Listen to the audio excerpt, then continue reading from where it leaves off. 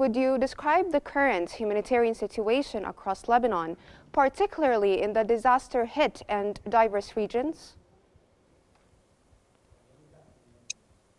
Hello. Yes, talking about the humanitarian circumstances in Lebanon, we have very dire circumstances, including the health sector and the food security sector, because as you reported a few minutes ago, that the Israeli forces yesterday bombed Al Murtada Hospital, or near the Murtada Hospital, which led to the hospital being out of service. In addition, the food security sector, although Lebanon still has a number of goods that could be dispersed throughout the market and to the refugees across Lebanon. However, these amounts could only last for 3 to 4 months, according to people involved in the sector, which is nearly impossible to import more goods because of the siege that Israeli forces are forcing on Lebanon. Importing goods has fell down for more than 40%. And the only port that could receive aid is the airport in Beirut, which is also under threat from being bombed by the Israeli forces. Now, Mr. Mohammed, yesterday the UN asked UNIFIL to stay at their positions in Lebanon. How can the UN ensure their protection, especially after Netanyahu called them a human shield for Hezbollah?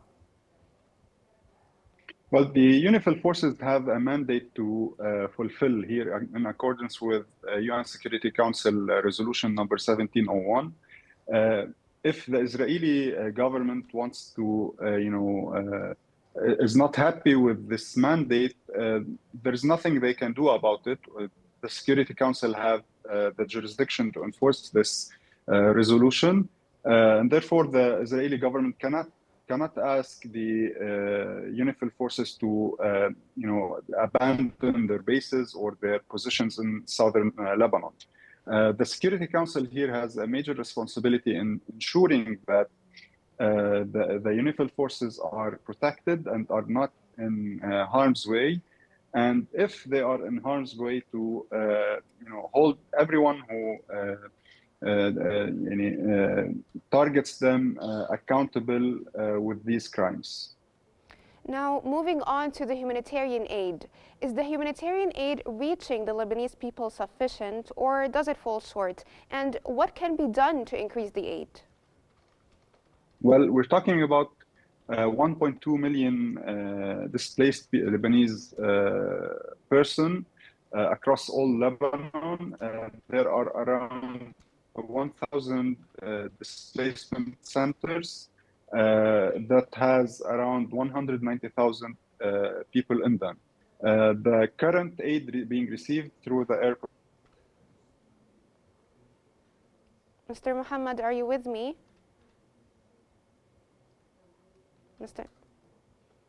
Yeah, hello. Mr. Mohammed, can you hear me? Yeah. Okay.